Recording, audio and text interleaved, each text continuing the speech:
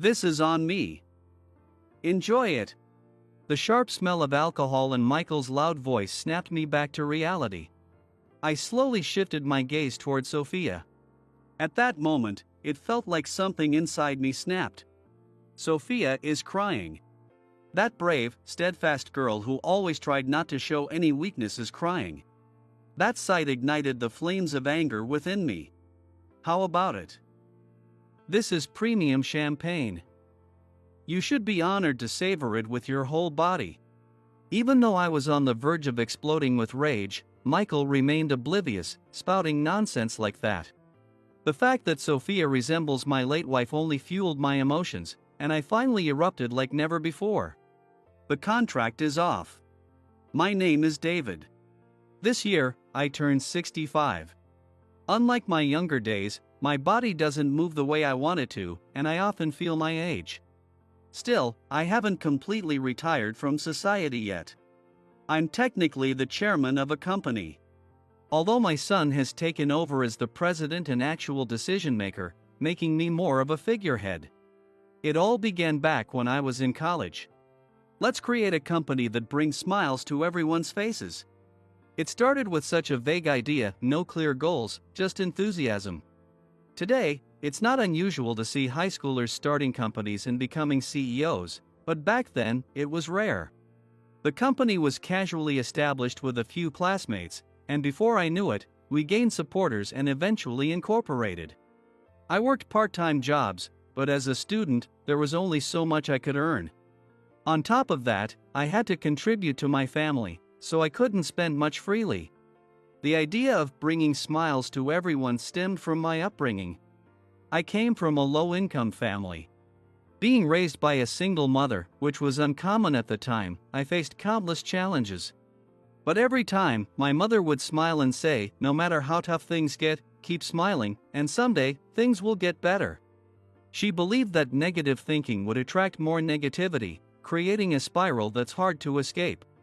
Though it sounded a bit spiritual, I followed her advice, always keeping a smile even during tough times. Gradually, my circumstances improved. I got into college and managed to attend all 4 years without taking any breaks. Thanks to interest-free student loans. I even enjoyed my part-time jobs. I believe that staying positive brought me the opportunities one have today.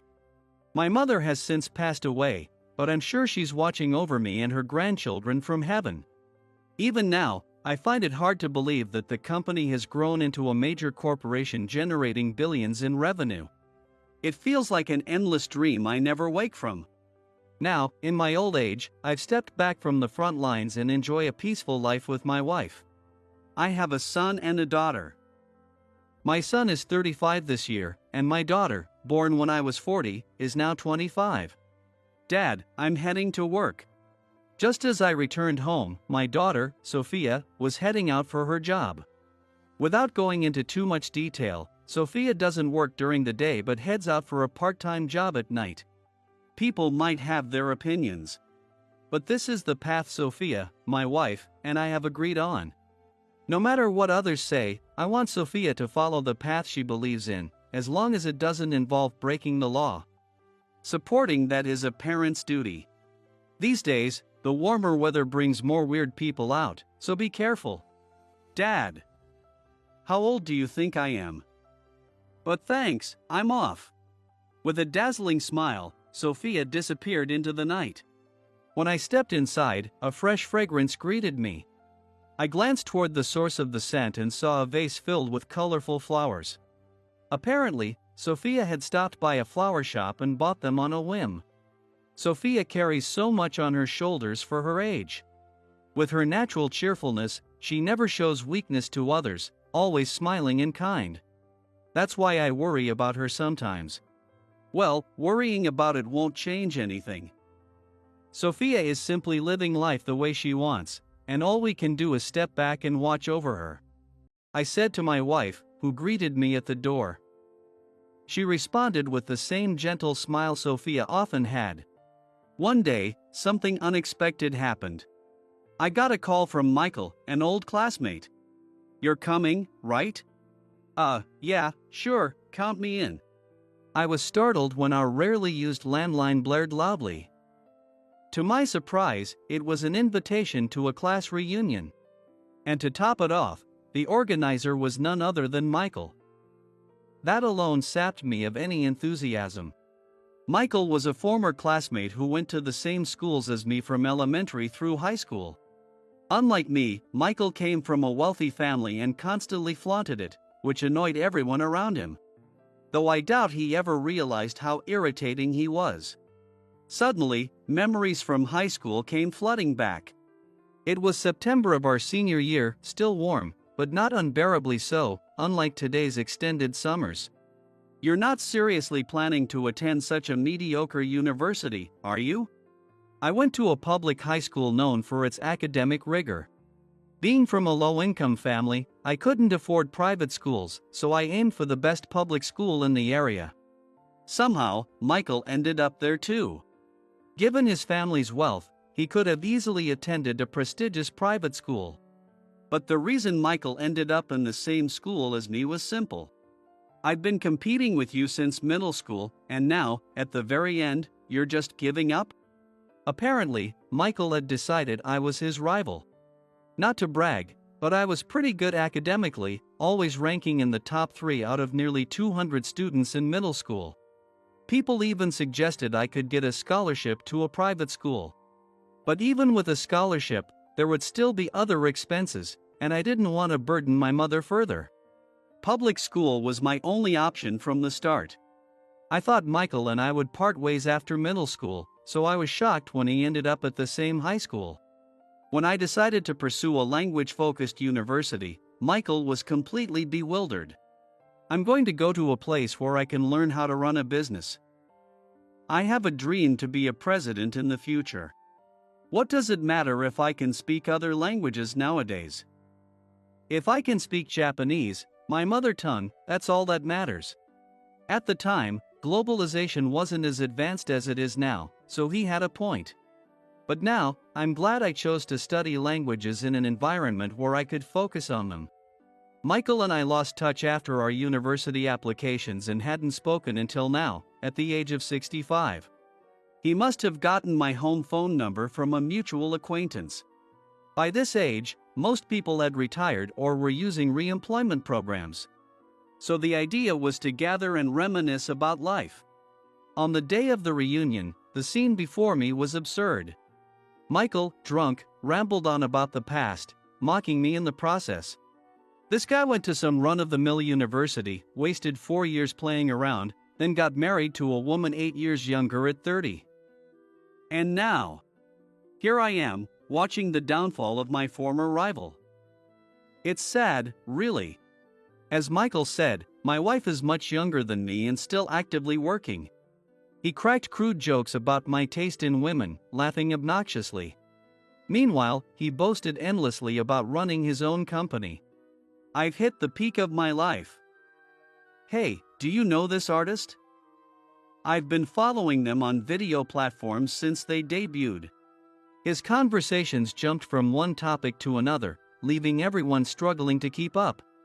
Michael's self-centered rambling turned the reunion into his personal bragging session, and everyone else was visibly put off. Michael, that's enough. It's getting late. Let's wrap this up, I finally said. Unsurprisingly, he grumbled about me taking charge. But my words prompted others to agree it was time to leave, and the chaotic reunion came to an end. Not long after, I unexpectedly ran into Michael again in the hallway of a certain company. The company in question turned out to be the one where Michael served as CEO. The moment he saw me, he smirked. "What's this? Are you working here as a janitor because you're out of money?" Honestly, if you'd just gone to an elite university like I did, you wouldn't have ended up with such a pathetic life. Do you even realize how much potential you wasted? His provocative tone irritated me slightly, but we were both 65. There was no point in engaging in petty arguments at this stage of life, so I chose to ignore him. This seemed to bother him, as he fell into step beside me, keeping pace as I walked away. "Hey, don't you dare ignore me. The nerve of a janitor to snub me. Have you forgotten that my company contracts work from yours? Or maybe, since you're just a temp worker, you wouldn't even know about that. He burst out laughing, thoroughly enjoying himself. If the cleaning staff were employees of my company, he might have known better. But since the cleaning service was outsourced, he assumed I was one of the cleaners, looking down on me all the while. I couldn't help but feel exasperated, and my initial anger dissipated entirely. Anger, I believe, is a waste of energy. If there's time to be angry, it's better to use that energy rationally. This is just my philosophy, of course. But talking to Michael was pointless, he'd only hurl more insults. So I decided to keep ignoring him. However, Michael's short temper reached its limit, and he yelled, You're so infuriating." With that, he deliberately kicked over a bucket that a real janitor had left nearby. The water spilled all over me, soaking my suit.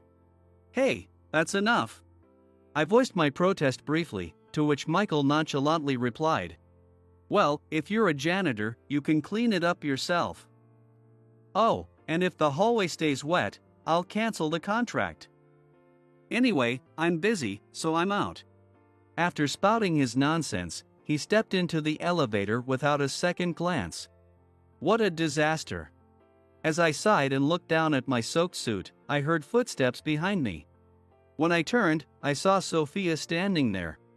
"Dad, what happened? Your suit is completely drenched." "Sophia, why are you here?" "I just had some errands to run." "Never mind about me here, let me help you dry off." Sophia pulled a neat handkerchief from her bag and started wiping my suit. But I gently stopped her. "That handkerchief was a birthday gift from your mother, wasn't it? The water came from that bucket, it's not clean. Besides, your clothes might get dirty." "Don't worry, I always carry a spare suit for situations like this." At that moment, my secretary appeared. "Oh, your secretary, he's quite young, isn't he?" "Yes, he just graduated from high school." My secretary, who had been promoted to this role immediately after entering the workforce, quickly assessed the situation and turned on his heel to fetch a new suit. While he still had much to learn, his ability to absorb information and adapt quickly allowed him to pick up skills rapidly. It was what you'd call a potential hire. I didn't view him through a prejudiced lens, I simply recognized the innate qualities he possessed and believed he could grow into an extraordinary asset in the future. Granted, working as the secretary to a chairman who has stepped back from the front lines might not provide many learning opportunities. Nevertheless, I changed into the suit he brought back and managed to make it to my next engagement on time. Sophia, having finished her errands, mentioned that we should all have dinner together as a family of 4 for the first time in a long while. "Dad, you and my brother work too much," Sophia said. "Well, I'm one thing, but your brother is young and carries the responsibility of many lives as the head of the company. Still, even he needs to take breaks sometimes." It was a rare and enjoyable evening spent together as a family. But the very next day. "Tonight? That's pretty short notice." "Oh, I see, declining isn't an option." "All right, let them know I'll attend." After hanging up the phone with my secretary, I let out a sigh. A last-minute dinner with a client's CEO had been scheduled for 7 p.m. that evening. Apparently, it was a spur-of-the-moment idea on their part. How incredibly rude. The secretary, caught in a difficult position, looked relieved when I agreed to attend the dinner, albeit reluctantly. Normally, I would have declined outright, but given who was involved, I couldn't afford to do so.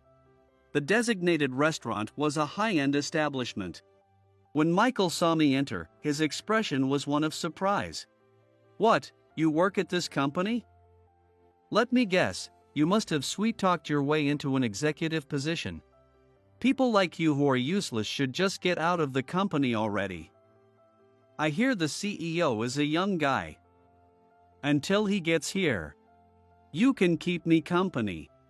It seemed Michael was unaware that I was the chairman. Unlike me, who built my company from scratch. Michael had taken over as CEO a few years ago when his father handed over the reins. Since his company had only been a client of ours for about a year, it wasn't surprising that he didn't know my position. Still, it struck me as a lack of basic research on his part. The employees around me looked concerned, but I reassured them. "No, it's fine. Don't say anything. He's an acquaintance of mine, after all. I'll handle it. Just leave it be for now." My son was delayed due to urgent matters and wouldn't be able to join for another 30 minutes. That left me to hold the fort for the time being. As planned, the drinks and course meals began arriving at the table. And then, the champagne that Michael had specifically ordered was brought to the table by none other than Sophia. "Sophia? You work here?" I knew she worked nights at a high-end restaurant, but I never imagined it would be this one. Typically dressed casually in t-shirts and jeans, Sophia looked professional and polished in her uniform. When our eyes met, she smiled faintly. "Welcome, Dad." Michael didn't miss that remark. Despite spending the evening boasting to his subordinates and making them visibly uncomfortable, he immediately turned his attention to Sophia. Well, so your daughter works here, huh? Figures.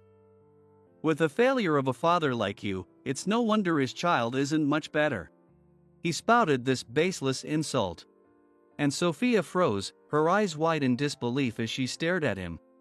I, too, was momentarily at a loss for words, stunned that he would suddenly demean my daughter like that. Sensing an opportunity, Michael's mouth kept running. "Now that I look closely, she's quite pretty, isn't she? Great figure, too. Dress her in something nice, and she'd be stunning. How about it? Why not marry her off to my eldest son? He's overseas right now, but if he gets married, it'd keep him from wandering around and bring him back to the US. What an unbelievably rude thing to say. In this day and age, making comments about a woman's appearance like that is generally seen as inappropriate.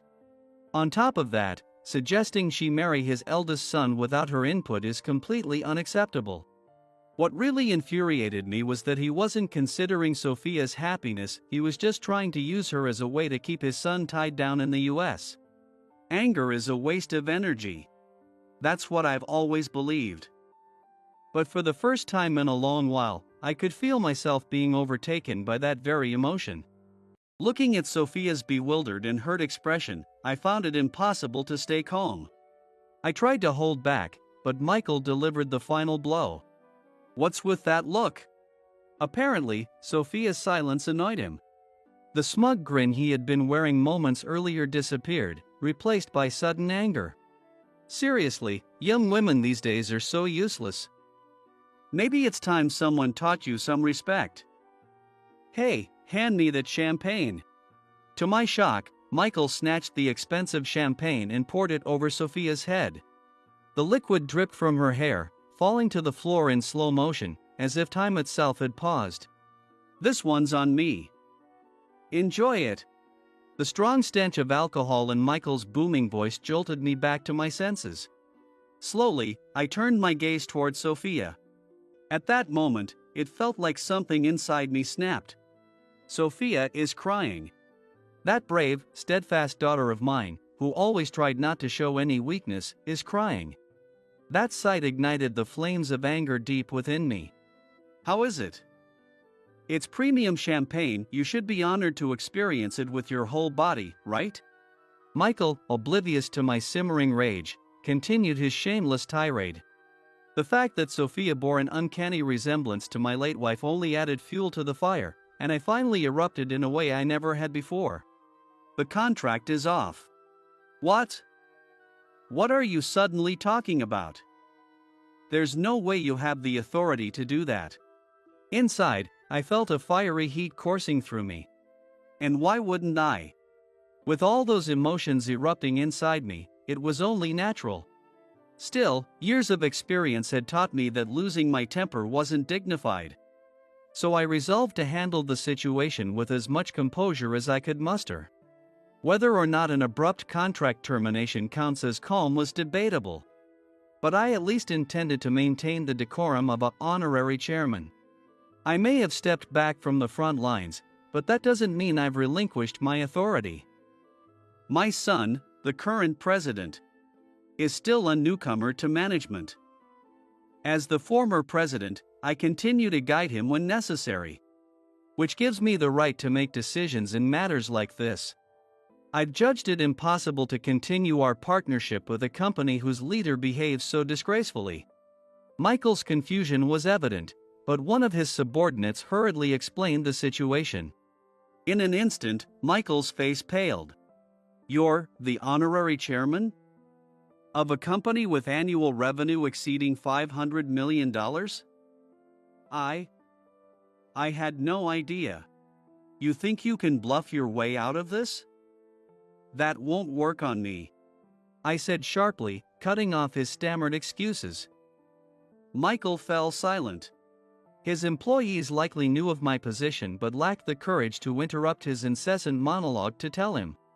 The tension in the room was palpable. I called over the restaurant manager, who had been nervously hovering nearby, and asked him to take care of Sophia.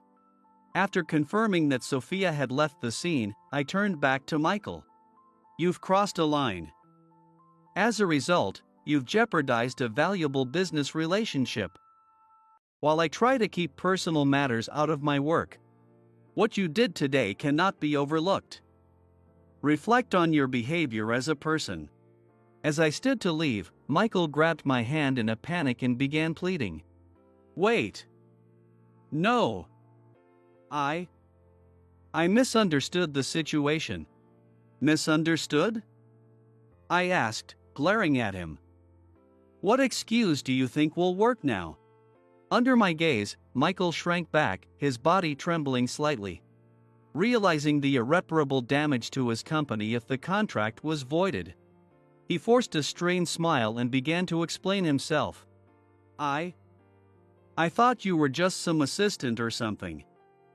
I didn't think someone like you could be an executive, so I was just putting on an act."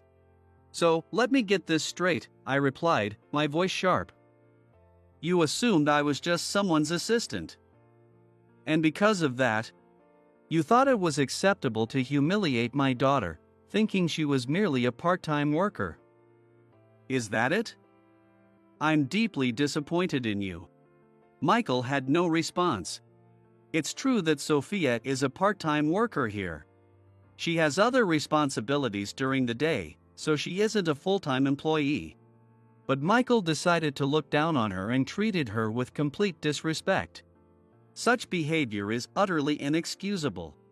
Michael's face grew paler, and his body trembled even more. "Please, forgive me. I didn't mean it." I glanced at Michael as he begged for forgiveness but said nothing and left the restaurant. Outside, my secretary was waiting and asked what had happened. After explaining, he looked utterly dejected. I placed a hand on his shoulder. "This isn't something you need to feel bad about or apologize for. This is entirely Michael's fault, and that's all there is to it. Now, let's head back to the office. We need to review our future dealings with his company." The secretary nodded quietly and hurried off to get the car. Just then, Sophia approached me, looking distressed. "Dad, I'm so sorry. This whole mess happened because of me. I can't believe I caused so much trouble." And crying like that, it was so embarrassing.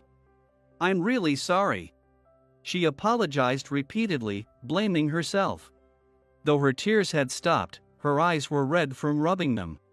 Seeing her like that, my anger began to boil again, so I took a deep breath to calm myself. "Sophia, don't cry anymore," I said gently, wiping her tears away. "Don't cry. You're not at fault. More importantly, you must be feeling terrible after having alcohol poured on you when you don't even like it. I spoke to the manager, so you should call it a day and head home." But Sophia, ever the responsible one, shook her head. "No, it's fine. Thank you for worrying about me, Dad, but the man from earlier is leaving anyway. I'll finish my shift properly and then head home. See you later, Sophia said softly as she returned to the restaurant. The next day, as expected, Michael came to our office. I had already explained everything to my son, telling him to focus on his responsibilities while I handled the aftermath with Michael. In other words, it was up to me to deal with him. I'm truly sorry for what happened yesterday. I wasn't myself at the time. I know an apology can't fix this, but I really am sorry, Michael said, appearing regretful. While he seemed genuinely apologetic, my anger was far from subsiding. After all, Sophia had ended up leaving work early due to illness after the incident. She had endured having alcohol poured over her head despite her aversion to it. It must have pushed her to her limit. When the restaurant manager called to inform me, I rushed to pick her up, only to find her pale and in tears. I'm sorry. I'm so sorry. Sophia kept apologizing repeatedly in the car, barely managing to hold back her nausea. Her kind heart made her feel guilty for the trouble she thought she had caused, even though she was the victim.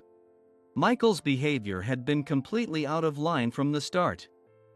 Inviting someone to dinner on such short notice was already rude. But his actions sealed the deal. I had no intention of letting him off the hook.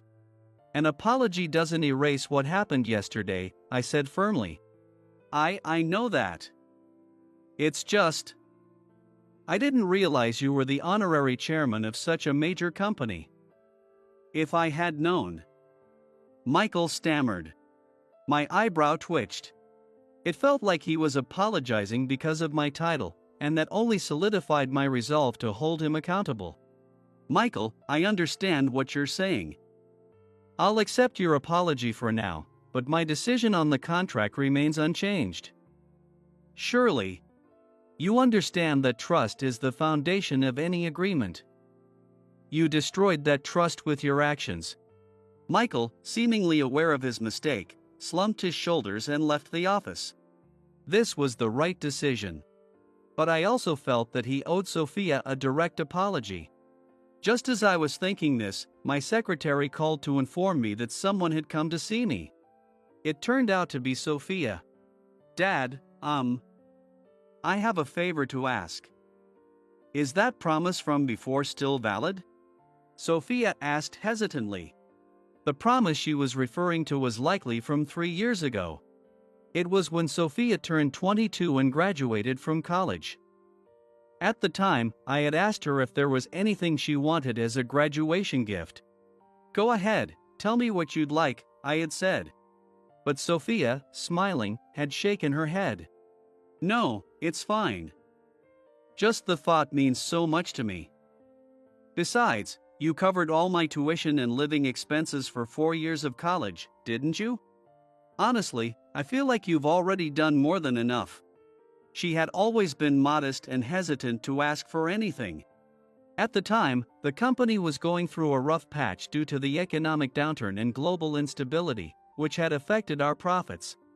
That may have made Sophia even more considerate and reluctant to ask for anything. Well then, if you ever think of something you'd like, just let me know, I had said. When I made the offer, Sophia had simply replied, maybe someday, and never brought it up again. Instead, she used her first paycheck to buy us gifts or surprised us with a trip for just the two of us. It often feels like, as parents, we think we're giving, but in reality, we're the ones always receiving from her. Through everything, Sophia had never asked me for anything until now. At this moment, she finally decided to take me up on that long-forgotten promise. I just don't want to see you and him at odds like this, she said quietly.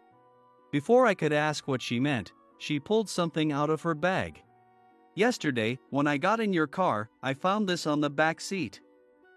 This guy, he's the one, right? She showed me a photograph, and I was momentarily speechless. It was a picture of me with friends from our childhood, those I had shared my school days with. It showed me 2 childhood friends, and this.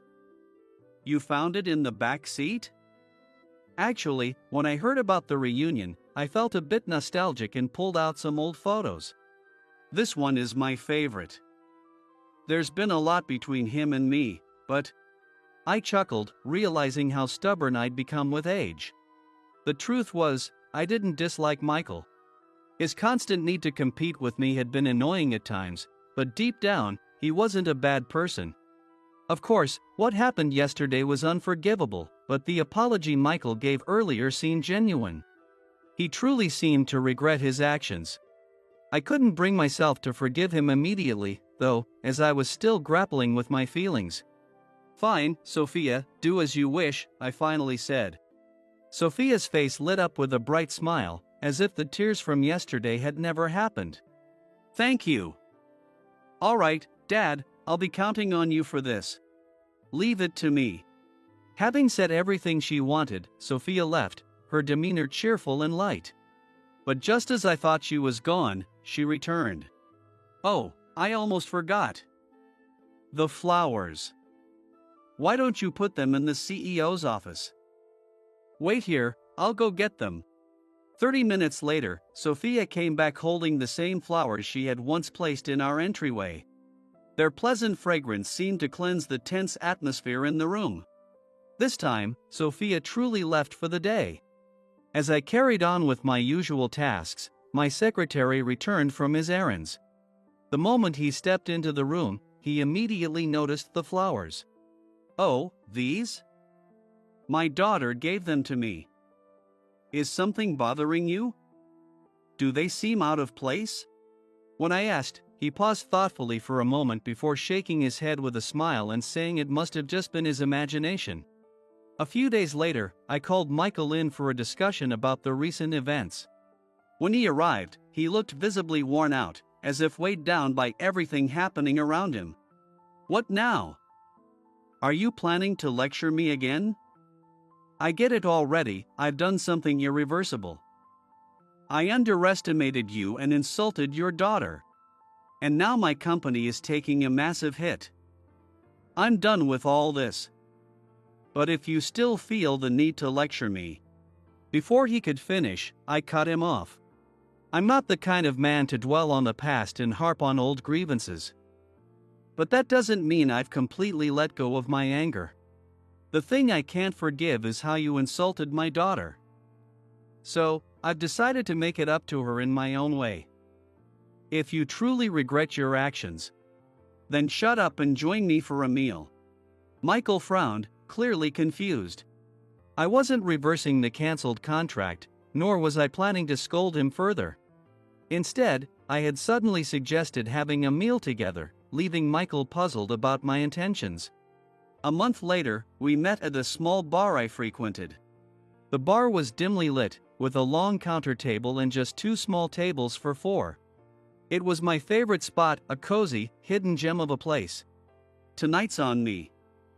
Order whatever you like. Did you eat something weird or what?" Given how tense things had been between us until recently, my sudden offer of a drink made the furrow in Michael's brow deepen even further. Still, he couldn't seem to refuse, so he casually ordered a draft beer. Taking a sip, he let out an exclamation of surprise.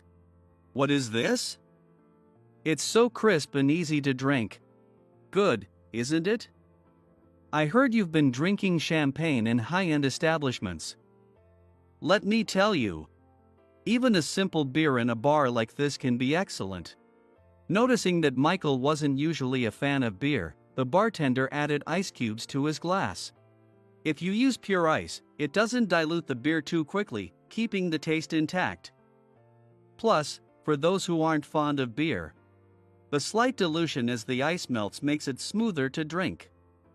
While purists might argue against putting ice in beer, this way of drinking has its merits, doesn't it? I said, turning to the bartender, who responded with a smile. Despite Michael's refined palate, the food here suited him well, and he ate with genuine enjoyment. "To think I've lived 65 years without tasting something this good, except for my mom's cooking, of course," he said. His tone softened by the alcohol. It was as if the grating personality he'd shown recently had vanished, and the Michael I remembered from our younger days had returned. The reason I could never truly hate Michael, even to the very end, was probably because of the memories we shared from our elementary school days. Back then, we didn't compete over grades or accomplishments. It was silly things, like who could catch the most beetles or stay underwater the longest. Michael, born into a wealthy family and destined to become a CEO, gradually grew fixated on grades and status as we got older. Our paths began to diverge in middle school, but tonight's atmosphere felt like a throwback to those carefree summers of elementary school. A while later, the lights in the bar grew slightly brighter. "Is something going on?" Michael asked. "Yes. The bartender here loves music and often uses his connections to bring in performers. Sometimes it's well-known artists, and other times it's up-and-coming singers. Tonight, there's a live acoustic performance by a singer-songwriter." Michael's expression shifted subtly at the mention of this. As expected, I feigned ignorance, though I was already piecing it all together. Before long, the star of the evening appeared. Her face was concealed, keeping her identity a mystery. She picked up what appeared to be her favorite acoustic guitar and began to play. At that moment, Michael let out a small, "Ah." I chuckled and said, "You're a fan of hers, aren't you?" At the reunion, you couldn't stop talking about how much her music inspires you and lifts your spirits. Your enthusiasm was so intense that everyone just laughed it off, but it was clear how much you admired her. I approached the bar's owner with a suggestion. If the singer had any free time, she could perform here. The owner, with whom I've had over a decade of friendship, readily agreed. Although the artist was still relatively unknown, her crystal-clear voice and the soothing tones of her acoustic guitar created a perfect harmony. Even customers who had never seen her before were completely captivated by her performance. After performing a few songs, she finished her set, and the room erupted in applause. At that moment, she removed her mask, and Michael froze in shock. "Good evening." "It's been a while," she said. The mysterious artist was none other than my daughter, Sophia. After graduating college, Sophia had started a job but left within a year. At first, I worried, wondering why someone as dedicated as Sophia would leave so soon. Her reason, however, was anything but negative. "Dad, I've always wanted to be an artist. My dream is to perform at Budokan with just my acoustic guitar. I know it sounds reckless, but it's something I truly want to achieve," she had told me. She also revealed something else then: she had a fiancé. At the time, he was just her boyfriend, but they had already promised to marry. Unfortunately, her fiancé, Ryan, had been diagnosed with a rare illness that left him partially blind and physically impaired. He was undergoing rehabilitation, unable to leave the hospital until he regained basic mobility. Sophia's dream of becoming an artist was fueled by his encouragement. He had praised her voice and her guitar playing, which she had started as a hobby, and she wanted to inspire him in return. No matter what obstacles stand in his way, Ryan never gives up hope. Even in life-threatening situations, he underwent risky surgeries and survived. He's cheering me on from his hospital room, so I'm determined to perform at Budokan for him and for myself. Sophia's powerful words resonated with the audience, who cheered her on enthusiastically. She left the stage amidst applause and soon joined us at our table. Michael, who had been visibly flustered, finally snapped out of it and bowed his head deeply. "I'm so sorry for what I said and did." "I know an apology isn't enough, but still." Sophia forgave him without hesitation. "Everyone makes mistakes. I understand you've been dealing with a lot of stress, especially with your son's sudden illness, haven't you?" "Wait, that story, could it be?" Michael stammered. Yes, Sophia's fiancé was none other than Michael's second son, Ryan. My eldest son has been aimlessly wandering abroad, so I decided my second son, Ryan, would take over the company. But one day, he fell seriously ill. At one point, they told us his condition was critical. I had been living a life where I neglected my family entirely, Michael admitted. As a result, his wife and children had distanced themselves from him, and it was only then that he realized the foolishness of his choices. Even so, my second son, Ryan, was the only one who reached out to me. He was such a kind-hearted boy. Thanks to him, I was able to rebuild my life with my family. And yet, it was right after this that Ryan's illness was discovered, and Michael began to lose his emotional stability. He had thought that securing a major contract with my company would ensure the future of his business. However, as he tried to find and train a new successor, his mismanagement drove employees to resign in droves. I took a deep breath and offered a suggestion. Your company was struggling from the start, wasn't it? Actually, your youngest son came to me directly about this. What?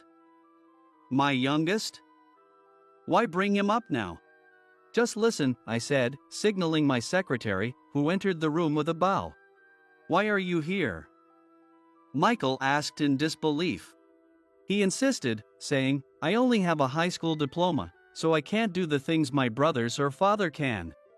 But I have a great memory and strong communication skills. I found his determination amusing, so I decided to keep him by my side. This time, I was moved by the initiative of your children, and that's why I'm here to propose a partnership between our companies.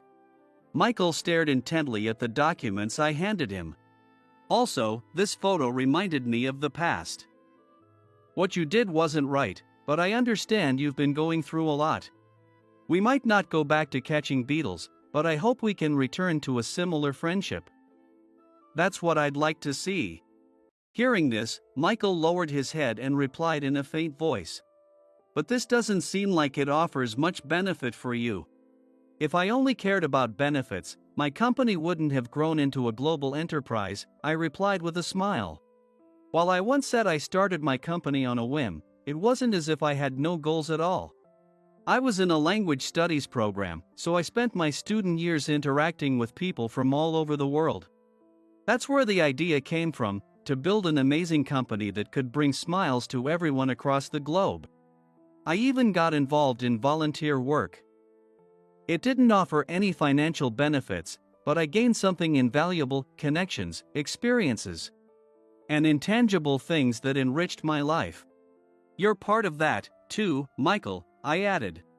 At this, Michael, uncharacteristically for his age, began to cry, and his youngest son, my secretary, awkwardly tried to console him. He repeated his apologies and expressions of gratitude to us. Later, we launched a project leveraging Michael's company's unique expertise, eventually finalizing an agreement for a business partnership. Thanks to our secretary. Michael's youngest son, who reached out to former employees, many of them returned to the company. Looks like he's been doing a lot of thinking, Michael said. Probably because he knows his own strengths and used them to their fullest. Academic credentials and qualifications matter. But recognizing and capitalizing on your unique talents is another kind of ability, I replied. As a result, the company weathered its crisis, and Michael asked his youngest son to take over as CEO.